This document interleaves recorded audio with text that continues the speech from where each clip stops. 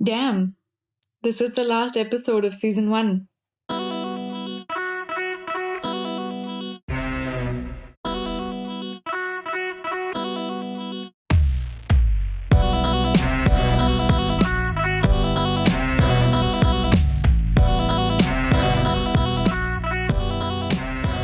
honestly didn't even expect to get this far, and it was also a lot harder than I thought it would be. So if you have stayed with me, thank you. Thank you for being a part of this experiment. I'm wrapping up the season with a few of my favorite things: a recommendation for a newsletter, a shout out to my new favorite chocolate company, and what's basically a love letter to a podcast that has changed my life. So, first, the newsletter. To give you the backstory of my relationship with the news, I have literally just never understood it. Every time I tried to be the kind of person that reads the news, I would attempt to read the entire newspaper from front to back. I would get through maybe 200 words before I realized that I had no idea what they were talking about. I would do this with like 2 or 3 articles and then just give up. This cycle went on, I don't know, every 6 months for like 15 years. Then finally, in late 2019, I was introduced to a newsletter called Broadsheet.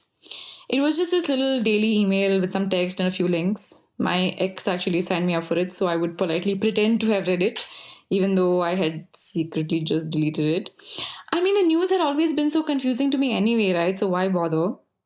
But then later on, I found out that one of my most well informed friends gets her news also from Broadsheet, or got her news from Broadsheet at the time.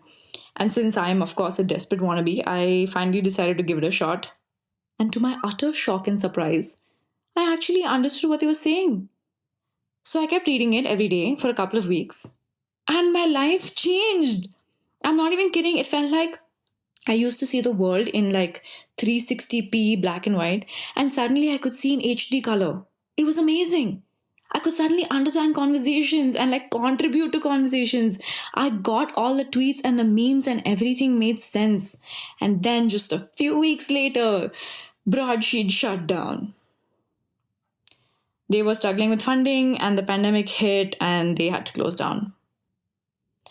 I could not deal with the fact that I would have to go back to figuring out the news from scratch on my own. I tried keeping up.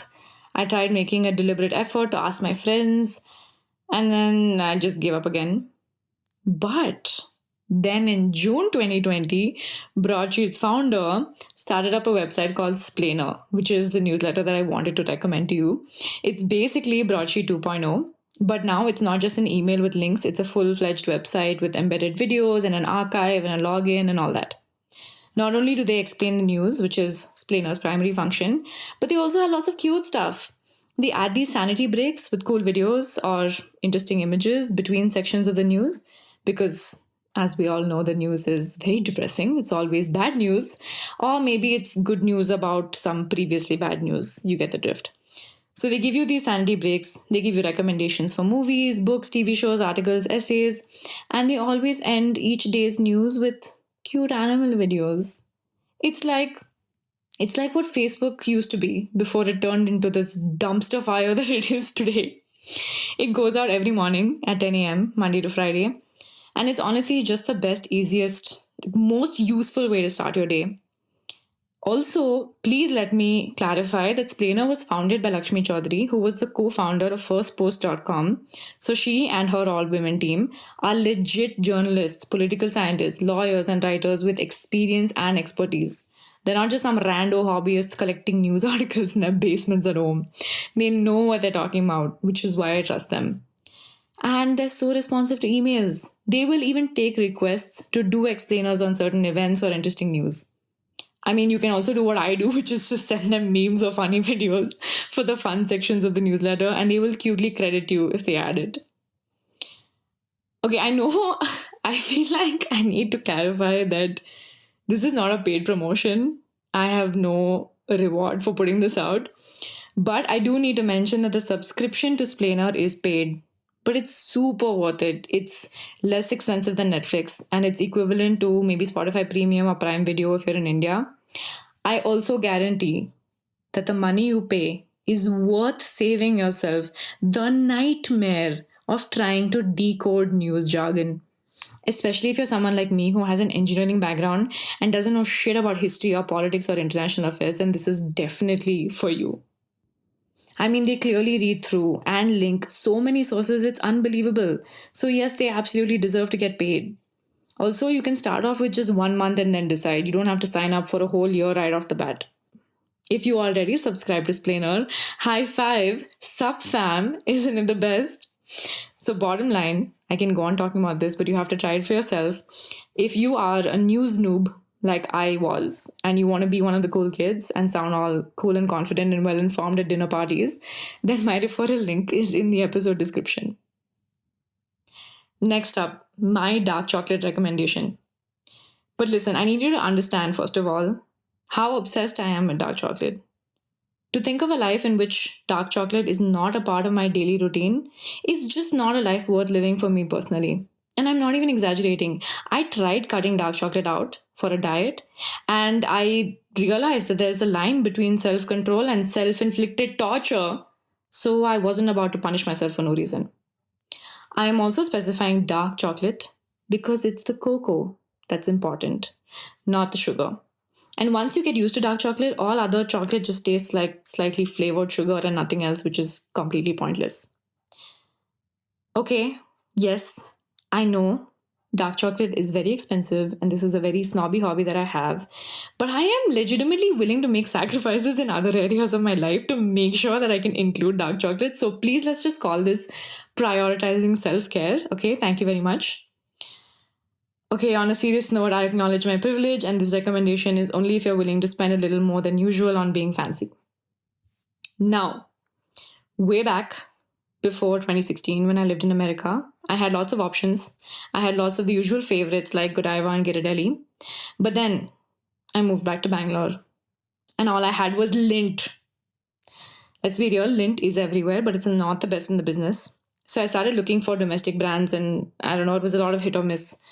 I did find a few decent ones, so we can give the participation prizes before we go to the main award.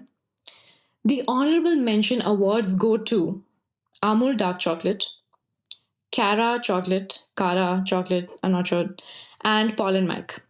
Kara has a really cool India culture series with flavors like Meetha Pan and cardamom, which were surprisingly good.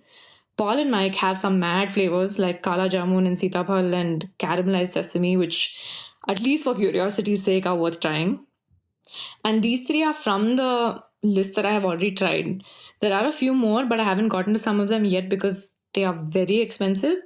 So this honorable mention list is like the usual price range of dark chocolate, and the quality is still above average. And now for the grand prize winner, the real star, the consistently gorgeous and thought provoking leader in the business, according to me, La Folie. I really hope I'm pronouncing that correctly, but La Folie. Oh my god. Every single bar is perfection. It is a feast for all of your senses. Breaking off a piece makes that perfect tuck sound, which is actually the mark of good quality dark chocolate. The bars are visually beautiful. I mean, it's not the usual rectangles that we normally get. Each square comes together into this beautiful minimalist geometric design. Honestly, I could just look at the bar and enjoy it. Even the packaging is so stunning. It's so eye-catching, in a room full of racks and racks of food and options. And then, of course, the taste. Of course, it's smooth and silky, rich but not overwhelming. The single origin bars are basically just flawless. And the flavored bars are also so well balanced. Not too sweet, not too subtle, not too overpowering. And a lot of the bars are also vegan.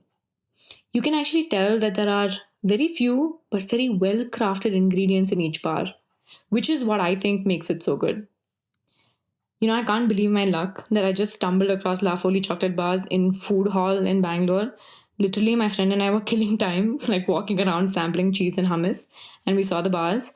My friend is, of course, an NRI, so she picked up a few Indian origin bars for her friends in London. So I also picked up 2 or 3 interesting flavors, and I never looked back. So I had those 3 bars that I picked up then, and then I tried a bunch more of their flavors, and then I just eventually fell in love. So then I Googled them, and I realized that I had actually been to their chocolate bar before in Bombay, like years ago. It's like Sacha Pyar, friends. True love always finds a way back into your life. So please, if you enjoy the finer things in life and you appreciate good dark chocolate, please try La Folie.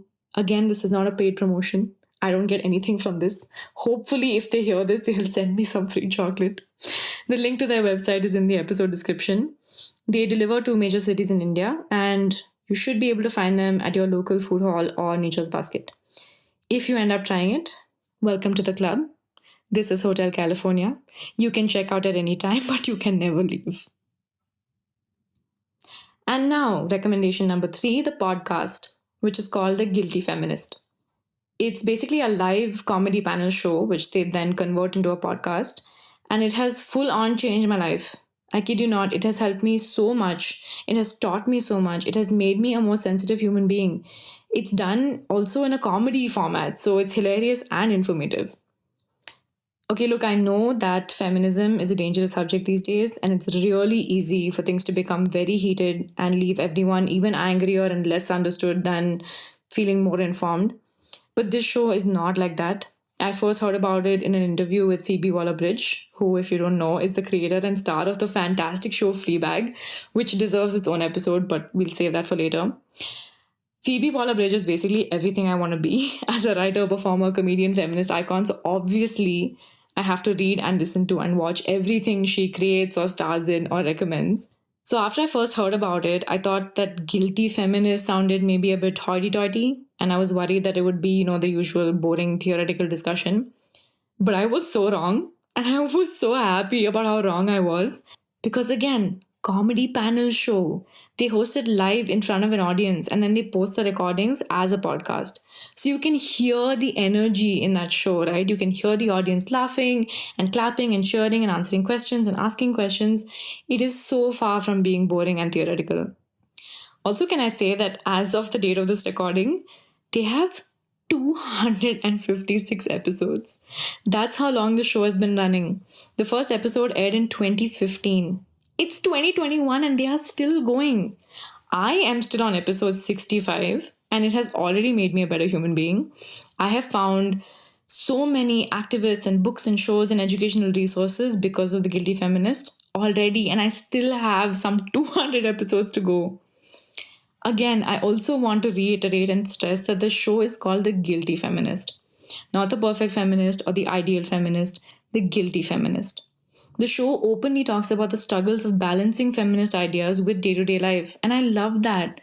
That's so much more realistic and relatable than aiming for some impossible ideal which basically just ignores the realities of day-to-day life. It's hosted by Deborah Frances White, who is a comedian, and she has these fantastic guests on her panels. All of them are experts in their own fields. She gets politicians, writers, actors, other podcast hosts, activists, and of course, comedians on her show. It's inclusive and intersectional and democratic. The panelists all hold each other accountable, they correct each other, and they apologize if they say something problematic. It's honestly, it's so refreshing, because I feel like a lot of the times it's only pure anger that fuels activism, but this show is not like that. See, I know that nowadays there is a lot of hesitation to associate oneself with the word feminist and feminism because it's such a polarizing subject. But honestly, I feel like, if you're someone who finds feminism too confusing and you don't really know what it is, if you feel like feminism has lost its way, that maybe men are being targeted unfairly by feminists, if you have any misgivings or questions or concerns about feminism, this show is for you. Even if you hate feminists from the bottom of your heart, I recommend that you give this a listen. Because it might help you realize that feminists are just people trying their best to make the world a better place. The link to the show is in the episode description. For me personally, the show has helped me find the right vocabulary or maybe given me the right examples to explain specific aspects of feminism. It's introduced me to subjects and initiatives that I had no idea about. It's given me clarity about where I stand on certain subjects, which even feminists disagree on. I honestly feel like I'm a better activist, a better ally, a better advocate because of this show. It is my new life's goal to create content that is that impactful and that entertaining. And I really, really hope that this podcast can be one tiny step in that direction. And actually, on that note of hopes and dreams and podcasts, it's the end of this episode. That's kind of all I had for you in terms of recommendations. Because with the Guilty Feminist, again, I can go on talking about it, but it's most useful if you actually go and check out the show. It's on Spotify and all the other major podcast platforms. And yeah, that's the end of season 1. I really wanted this episode to be an interview, and I really tried. There was lots of trial and error with different equipment and settings and configurations, but then I gave up on it because right now I think I don't have the right technical skills or the right equipment. And I mean, this whole thing is just bootstrapped, right? It's me recording in my room and Semitonic Productions doing the mastering. So there is no funding or production company involved. There's no studio. I'm not sure if or when that'll happen, which also means that I'm not sure when I can have guests on the show. But in the meantime, I regularly host Instagram live chats with experts and interesting people. So you can find those videos either on my IGTV or on my YouTube channel. All of those links are, of course, in the episode description. If you follow me on Instagram, you'll get updates on when those live chats are going to happen, so you can tune in and ask questions and stuff. So, thank you for sticking with me. And I really, really hope that at least one of these episodes has made some difference to your life. If not, I hope I provided some background noise while you folded your clothes or tried falling asleep. Please DM me on Instagram at Take It Easy Policy if you have any specific recommendations for me to talk about, or if you have any questions or comments. Lots and lots and lots of love and gratitude to Semitonic Productions, not just for the music and the mastering, but for all the ideation and the feedback and the recommendations and the moral support along the way. I really hope to be back soon with another season, but until then, over and out.